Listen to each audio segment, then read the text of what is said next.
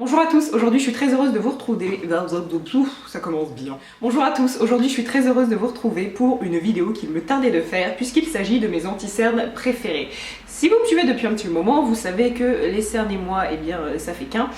J'ai des cernes quand même assez prononcées, puis surtout j'ai un petit creux, enfin je déteste mon regard d'une façon générale parce que j'ai des cernes voilà, qui sont un petit peu creusées. Des anti-cernes, j'en ai testé beaucoup, des très chers, des pas chers, et vous allez voir aujourd'hui ma sélection des 5 meilleurs anti-cernes. Il y en a vraiment pour tous les budgets, et sachez que je valide tous ceux que je vais vous présenter, c'est-à-dire que je n'ai pas de préféré, ça dépend tout simplement de ce que j'ai sous la main. Mais avant de rentrer dans le vif du sujet, je voulais vous prévenir que j'ai écrit sur le blog un article sur des parfums que j'aime énormément, c'est ceux d'Aeryn Lauder. Je vous en ai un petit peu parlé sur Instagram et pour moi c'est un énorme coup de cœur, donc si vous aimez les parfums et si ce sujet vous intéresse, parce que j'ai quelques questions parfois dans les commentaires, n'hésitez pas à aller voir, et sans plus tarder on va commencer. Alors premier anti-cerne, je vais commencer avec un anti-cerne plutôt onéreux, il s'agit de celui de Marc Jacobs, c'est le Remarkable qui va avec le fond de teint du même nom, et cet anti-cerne là je le teste depuis peut-être 5-6 mois et je l'aime énormément. C'est un anti-cerne que je vous conseille si vous avez le contour des yeux assez sec, parce que de tous ceux que j'ai, je pense que c'est un des plus gras. Alors quand je dis gras, je mets ça entre guillemets, bien évidemment, ça va vous faire un contour de l'œil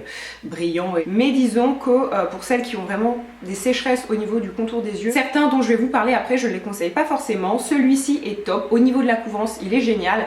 Et moi justement, cet effet un petit peu trop gras, c'est pas ce que j'apprécie le plus. De ce fait-là, pour contrecarrer cet effet, en fait, je l'applique et je le laisse poser peut-être 1 minute. Et en fait, pendant ce laps de temps, l'anti-cerne va se durcir, va s'épaissir et il va mieux adhérer à la peau. Et ensuite je le travaille avec mon Beauty Blender que je ne vois pas sur mon bureau, mais bref, il doit être quelque part, on s'en fiche. Vraiment travailler au Beauty Blender, l'effet est génial parce qu'il est hyper couvrant. Étant donné que de tous ceux que je vais vous montrer c'est un des plus épais, celui-ci a vraiment besoin d'être poudré, sinon il peut filer dans les ridules, mais que ce soit en termes de couvrance, en termes de naturel, c'est-à-dire vous n'allez pas avoir un anti-cerne épais comme ça, et surtout en matière de tenue il est excellent. Ainsi, si vous avez un peu d'argent à mettre dans un anti-cerne, celui-ci est top et vous ne le regretterez pas. Je le précise parce que j'ai testé beaucoup d'anti-cernes de luxe et la plupart du temps je me suis retrouvée déçue. Et ensuite, en ce qui concerne le choix des teintes, il est plutôt grand, donc que vous ayez une peau très claire ou une peau foncée, je pense que vous pourrez trouver votre bonheur. Puis un deuxième anti-cerne que je vais vous présenter, et celui-ci est vraiment pas cher. Merde, excusez-moi. Puis un deuxième anti-cerne que je peux vous présenter et qui cette fois-ci est vraiment pas cher du tout, il s'agit de celui de Primark. Je vous l'ai montré dans une vidéo il y a environ 15 jours je crois, et depuis je le mets presque tous les jours et il est excellent. Je vous avoue qu'au début j'étais clairement sceptique et je me disais qu'un produit à 2,50 € ça risquait pas de faire des miracles, et finalement je vais pas dire qu'il fait des miracles mais presque. Cette fois-ci c'est un anti-cerne extrêmement fin, donc rien à voir avec celui de Marc Jacobs qui est plutôt épais.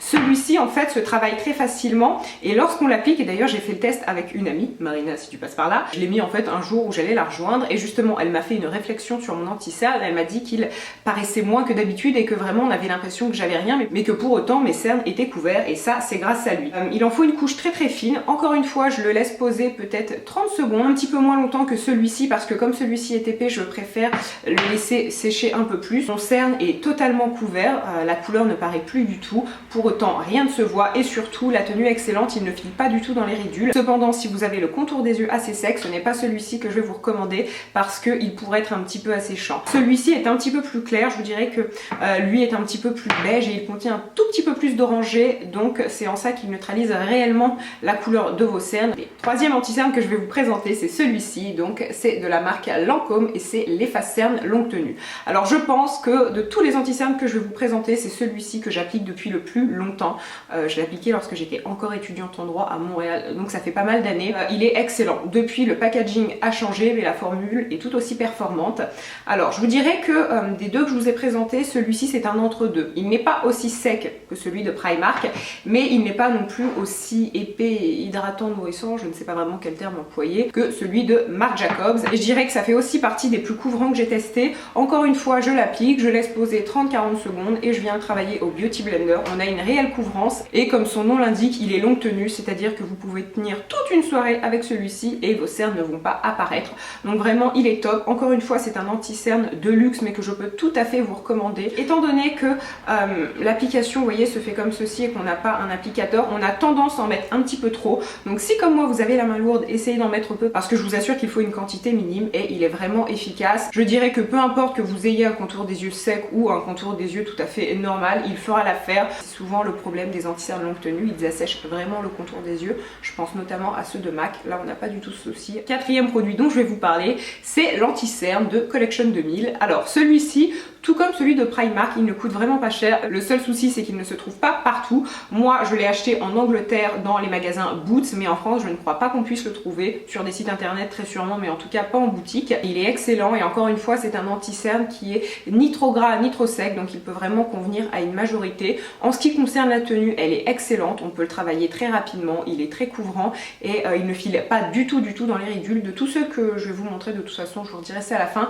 mais je vais vous montrer ceux qui peuvent éventuellement un tout petit peu migrer dans les ridules, mais celui-ci ce n'est pas du tout le cas. Le seul défaut peut-être, c'est que le flacon se finit assez vite, mais étant donné qu'il coûte que quelques euros, ça vaut tout à fait le coup. Et si vous passez chez Boots en Angleterre, n'hésitez pas à le prendre. Un autre point intéressant que je précise, c'est qu'encore une fois, c'est un anti-cerne où la teinte la plus claire est réellement claire et elle convient parfaitement. C'est la teinte 2. De toute façon, tous ceux que je vous montre, c'est la teinte la plus claire et je les indiquerai en barre d'infos. Donc tout ça pour dire, pour un anti-cerne peu dispendieux, il est vraiment génial et je ne peux que vous le recommander. Et finalement, le dernier anti-cerne que je vais vous présenter, c'est celui de Smashbox et c'est le Studio Skin 24 heures.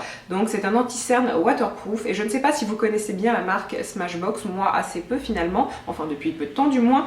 Et c'est une marque qui a pour vocation de faire des produits qui tiennent très bien, qui sont résistants notamment aux fortes lumières ou aux fortes chaleurs, parce qu'en fait la marque a été créée à la base pour faire du maquillage pour les studios, donc pour du maquillage qui va être mis à rude épreuve. La seule chose, c'est que tout comme celui de Marc Jacobs, c'est un anti-cerne qui est plutôt épais et plutôt hydratant nourrissant. Alors quand je dis hydratant nourrissant, je mets ça entre guillemets, ce ne sont absolument pas des soins. Cependant, si vous avez un contour des yeux assez sec, eh bien ces deux-là vous conviendront mieux.